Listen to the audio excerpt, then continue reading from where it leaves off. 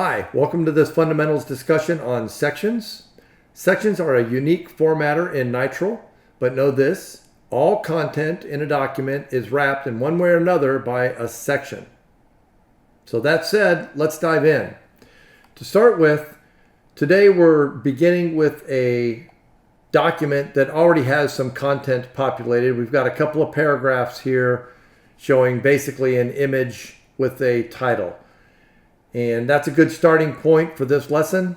So let's start talking about what sections are.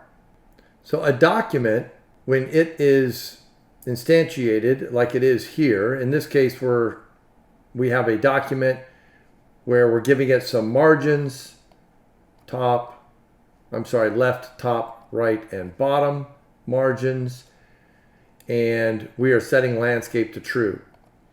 So when this document is instantiated, it actually starts a new section behind the scenes. So there is a section that is wrapping all of this content here in this revision. And so if all you're doing is creating one long contiguous document and you don't need to worry about different headers or footers or any of that business, then there really is no reason to worry about sections unless you just want to do something simple like break a page in the middle and start off on another page, which happens quite often. So for example, if I were to just type some text right here, just add in fact, I'll just put in here sample text. If I do this, it's going to show up right here on the title page or the cover page of this particular document, and we don't want it there. We want our next content to flow onto the next page. So to ensure that that happens, we can add in a section break. And in this case, we've got four choices: continuous, even, next, and odd. It's pretty obvious what they are. Continuous just starts a new section at that exact point. Even starts at the next even page, odd at the next odd page, and next page starts just on the next page or creates the next page. So we're going to use odd page in this circumstance because we're going to simulate that we would actually want this cover page to be blank on the back, and when you would open it up, let's say, you would see the content on the next odd page. So we'll use section odd page here and just put a semicolon, F5. And then if we add some content there,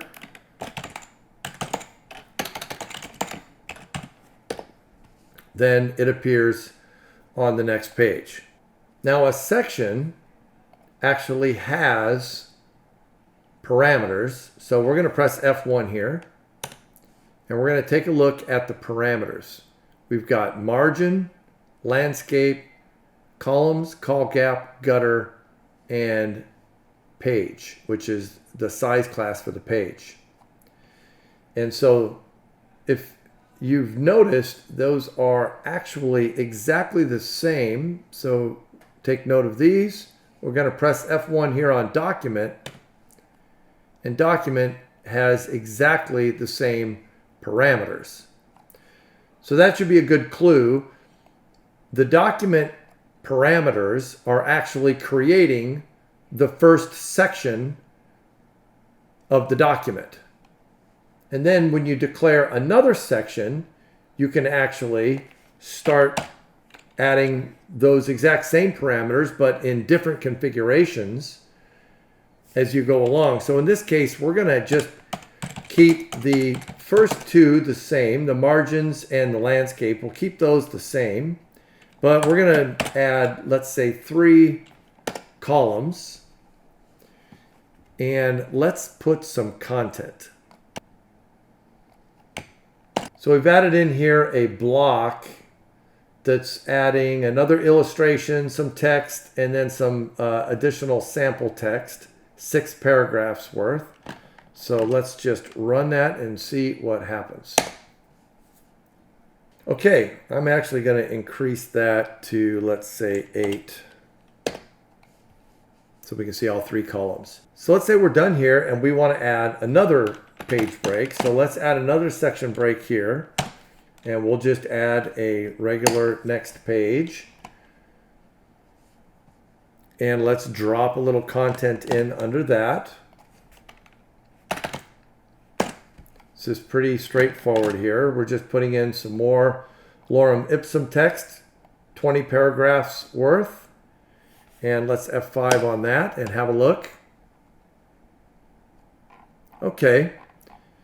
So now we can see we had a section here covering the cover page. And then we switched here and we changed the next section to be 3 columns. And then all we did was call it a straight section next page, and it inherited the qualities from the prior section. But of course, we can change that, including the margins and everything else as we go. So let's take a look here. Let's change the margins on this third section break to be 3/4 of an inch all the way around. We'll keep the landscape option. And let's change the columns back to 1 column. So 3 here and 1 here. Let's say we're going to go back to normal mode and press F5. And there we have it. So now we have new margins all the way around. We have our single column text. So sections are used for exactly this purpose, to isolate different regions of the document with various configurations, different margins, borders, whatever it is that is necessary for a particular section of the document. Okay, so let's scroll back to the top of the document here and let's discuss headers and footers. Headers and footers are part of sections. So anytime you need to put a header or footer, you have to have a section first. Document creates a section for you, so you can just place a header right there under the document if you want one in the first section. In this particular case, we don't want a header or a footer on our cover page, so we're going to start by putting a header here on this odd page section. I'm just going to paste the code in here.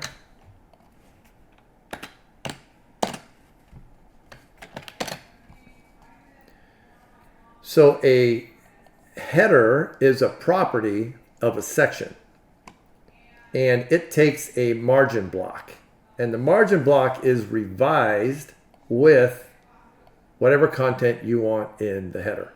In this case, I'm putting a paragraph in there, and I am simply giving it the title of the story, and I'm making it uppercase. That's it. So let's see how it looks. There we go. We've got the header here. I've got a space after of a 1/2 inch, which pushes everything down. Put it in view here. You can see that it shows up here, and it does not show up here on the first page. So let's go ahead and follow the same principle here, and let's go ahead and add in a footer.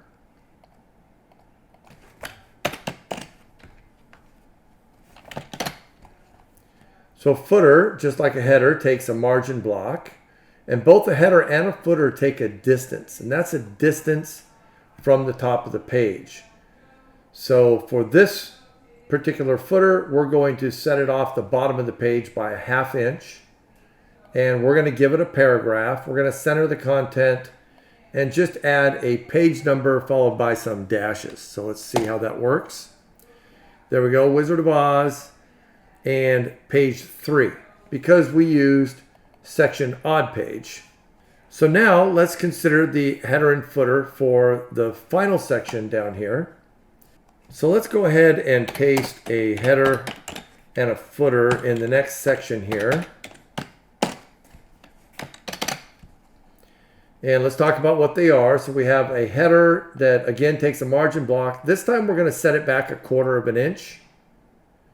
Note that the margins for this section are set at 3/4 of an inch. So this shows you that the margin block ignores what the margin is. It goes to the edge of the page and then comes in 1/4 of an inch. Then we're going to give it a paragraph and just another version of the story title with the abbreviated continue there.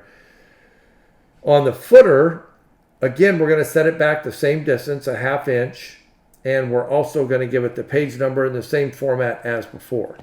So let's save that and run it. So now on the second page here, we've got the header here and the page number. And then, of course, that will now follow along and flow as we move on through the document until it's changed by another section or until the document ends. Okay, now that we've nailed down the basics of sections and how to add a section break, which is pretty straightforward and simple, let's just talk about one more concept, and that is column breaks. So here on this third page, we have these columns. So first, let's just get rid of these 8 items here and just make them 1. So I'm going to do that, press F5. So now we've just got these 2 paragraphs here, the long text and the first lorem ipsum, which really we don't even need the ×1 there, so I'll just clean that up. And just 1 paragraph of the lorem ipsum text. And after that, let's go ahead and add a column break right here. And to illustrate that there's a column break actually happening, we need to add in some more stuff. So let's put in another block here with 4 paragraphs of the lorem ipsum text. And let's F5 on that, and we'll see what this column break does. I think it's pretty obvious what it's going to do.